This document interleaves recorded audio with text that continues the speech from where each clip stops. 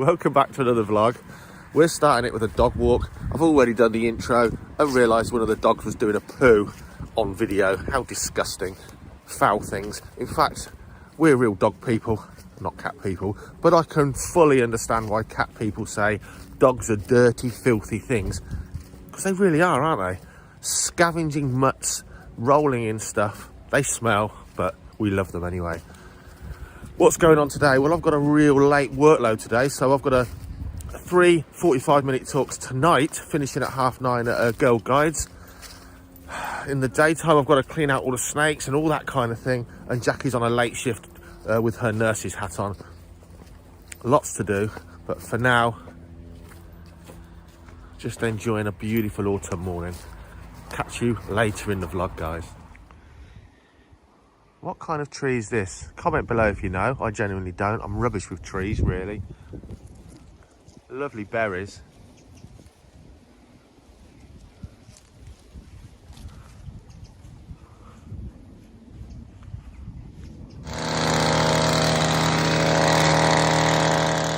So Jackie's found this guy. I think is some sort of Cyberman from Doctor Who. Anyway, she said he might be edible. It's very satisfying to squish. Very satisfying indeed. What are you going to do with him? You're going to cut him in half? I'm going to cut it in half. Go on then. Should I get a knife now? Yeah, go. Let me just get this pad down. So her extensive research tells her this is a giant puffball, a young edible one. I don't think I'm going to risk it. Go on then. Oh, poor blighter. Look at his face. And the face was actually there when she found him. Very satisfying. Look at that. Looks like a bit of, is it Demerara? No, not Demerara cake. What's it feel like, Jackie? Sponge, like literally a sponge. Oh, I don't know what, I've got to have a go. Ew. My reading tells me that if it's, if it's immature, which it is, isn't it? Certain, because if you're not certain, you can poison yourself. A little bit. Then it's edible. Well, that is immature because there's no spores in there or anything, is there? So you should be able to wash that. Yeah. Cover it in breadcrumbs and fry it in a pan with some oil. And slice it first, maybe. Well, yeah, you slice it up into juicy morsels. I'd probably skin it. Oh, gee, I don't know. That's weird, isn't it? It's a hearty. That's a hearty. Yeah. That's like a loaf of bread. It looks like a loaf of bread, doesn't it? How funny. The giant puffball. His name was... smells like a field mushroom. Is it? Mm. What was his name? Fred. So even sitting in your car, the wildlife watch makes it a bit more pleasant with traffic jam. And just across there, look, wild ivy, all in flower, one of the most important late nectar plants in Britain. Really late flowering, and you can see from here, I think, I certainly can, lots and lots of wasps. We're having what's soon to be their last supper kind of thing. They're all going to die when the frosts come. But lots of wasp insects. We've just had a male brimstone butterfly fly by, which prompted me to get the camera out. But you know, wildlife is everywhere, even in cities, in the cracks in the pavement. So for sure, keep your eyes open and just look at the world outside your window. But there we have wild ivy in flower, mature ivy, really helping to give those insects an autumnal feed.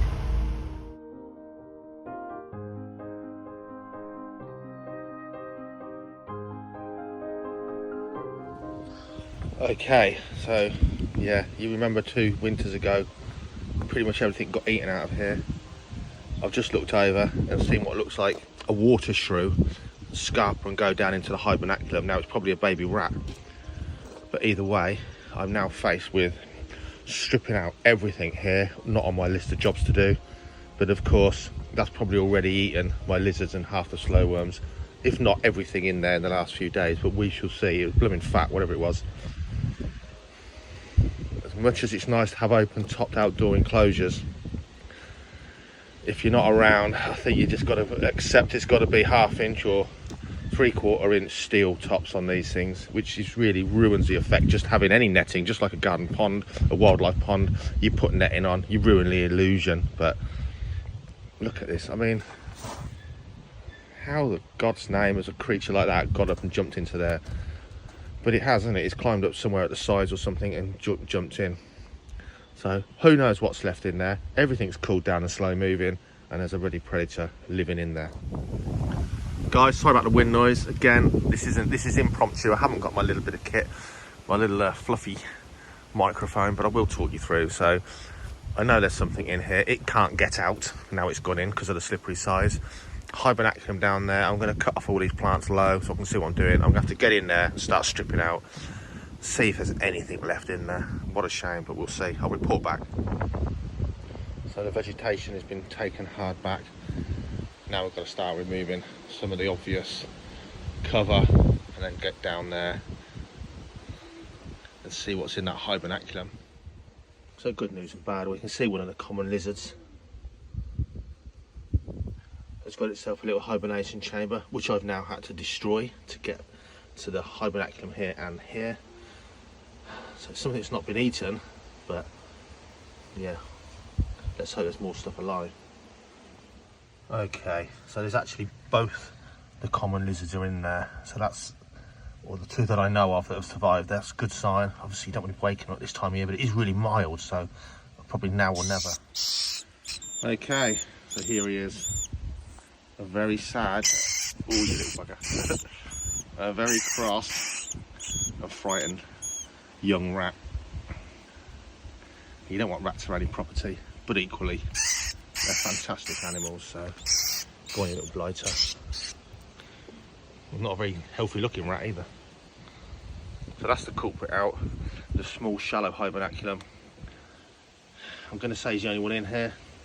And we're going to leave the main hibernaculum, which is deeper, full of logs and wood. We're going to leave it be and see what comes out in the spring. And the good thing is in here is it's rammed full of slugs, snails, wood lice, millipedes, loads of worms. And that's one good bit of news. It's full of natural invertebrate life, as well as everything that flies in, of course, full of flowers, the insects that come in naturally.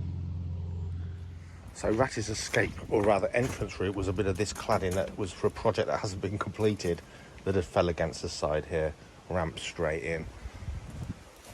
But yeah, you can lose so much stuff.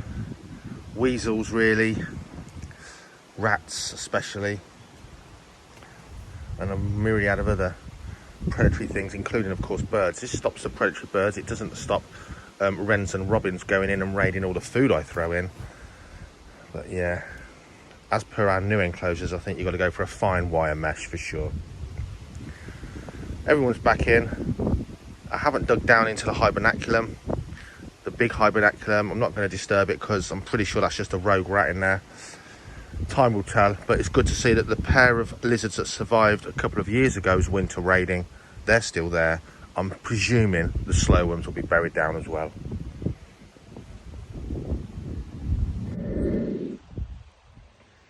So this is what we're feeding the natrix, the grass snakes and the viperines. Rat pups, pinkies, either chopped trout, chopped salmon, lance fish, smelt, all mixed together to give a bit of fishy flavour all over. Now, I've been getting the uneaten food out, so most have done a runner, but you can see down here, one of the very, very fat viperines has decided that it doesn't care less about me disturbing it, but everyone else has ran off. But it's, you know, well into October, and it's well into the 20s, and that's not through the glass, so plenty warm enough in there in the sun that these guys are still out catching rays and still feeding to a small degree. But it probably will be one of their last feeds of the year for sure.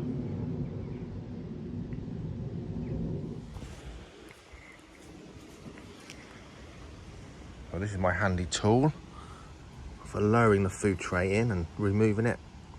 And going back to our previous part of the video, our previous clip with the slow worms, fine steel mesh sealed around the top there, just to keep things out when there's no people present and around this enclosure. Now then, you guys, one thing I do need to talk to you about.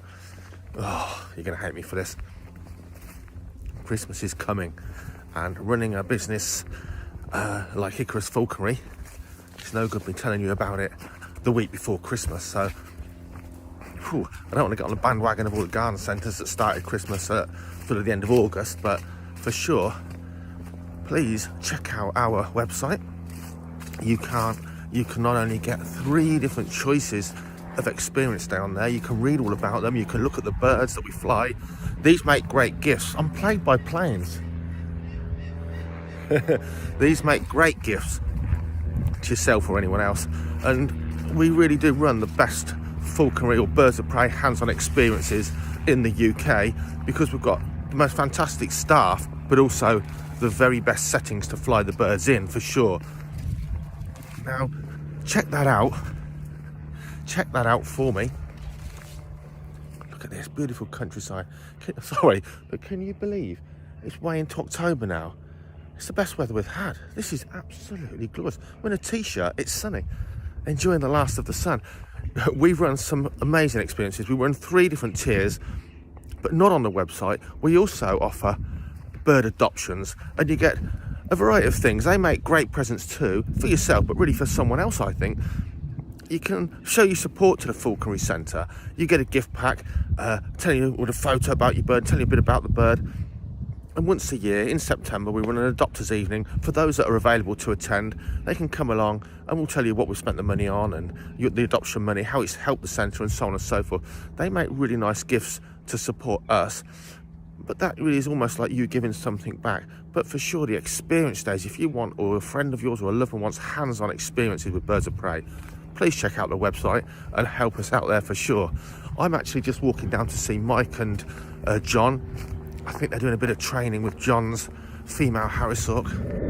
One thing about this time of year, now we've stopped open at the weekends, and it's a real change of season. I mean, oddly, it's a change of season like summer's coming with the weather, but it's a change of season where we're winding some things down, and you're also doing all the maintenance and changes, and it's also a time of decision making really for next year. So we've got this area here, which the whole point of that is an adder enclosure, something so iconic and beautiful that we really want to bring here as part of the British wildlife menagerie for people to understand and admire such beautiful creatures. And of course, thanks to Dennis, this year we did complete these 2 enclosures. Now, the guys in there are eyed lizards from Europe, and Sheltopusics are giant glass lizards from Europe. And in here, I'm gonna spin you around, they look too good. In here, oh, my shadow's gonna cast on them. We've got the natrix, the grass snakes. Quick, they're running already. We've got the grass snakes and the viperine snakes. Now the viperine snakes, yes, they are European, but they complement the grass snakes well. Partly because they're out and much more chilled out than grass snakes, so there's something for people to see. Partly because they're in the same genus, the same family. And then down here, you've got a viperine just going into its autumn shed. Oh, actually 2 viperines, I was going to say, and a grass snake. So these are looking great. They're really going to be outstanding next year when the weeds are sorted out, to let the plants we put in there, the naturalised plants that we want in there, to flourish. Are the same here. It doesn't matter now, there's no one to view them. This is all going to be pulled out over winter, but these guys are now starting to brim. The problem I've got is, as always, is finances. So we've finally completed these 2. This one, I don't know. It's going to be done next year, but it's not going to be done over the winter, I don't think, purely for financial reasons. It's supposed to be really wanting to push this British stuff, and I've got to make a decision, and that is that I'm probably going to pass these glass lizards on to someone else that'll strive to breed them. These are all wild caught imports. No one is breeding glass lizards in the UK. We capture breed nearly everything here in the UK that we work with nowadays, but yet no one here has managed to breed glass lizards. And that's the whole point of that collection that came to me via a reptile rescue. They were in a right state, but they're really good and healthy now. So it might be they've got to go in place of probably sand lizards. Something, again, with a story to tell, an iconic reptile species, a beautiful reptile. that's gone from sort of very, very scarce in the UK to, thanks to captive breeding and release schemes, it's doing okay now. But something with a story that is British, that is rare, that I think it's going to serve the purpose here better than those guys. So always tough decisions to make, always decisions to make. Some are easy, some are hard, but we're always evolving and moving on with what we do here at Icarus Falconry, at Holdenby, as well as Raptor Exotics as well.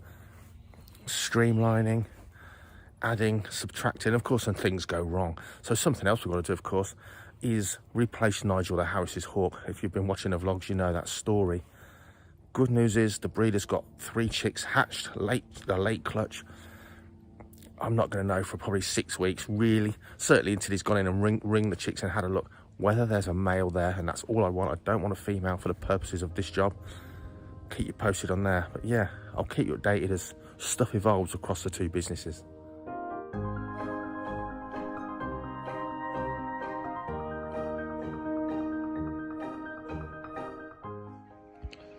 Life gets on your wick. Now I've got to pick them all up. As always, guys, thanks for tuning in to the channel. Sincerely, really appreciated. You make it what it is. If you're not watching, there's no point in the channel being here. So thanks so much indeed. In the meantime, get yourselves outside. It's brilliant for your headspace.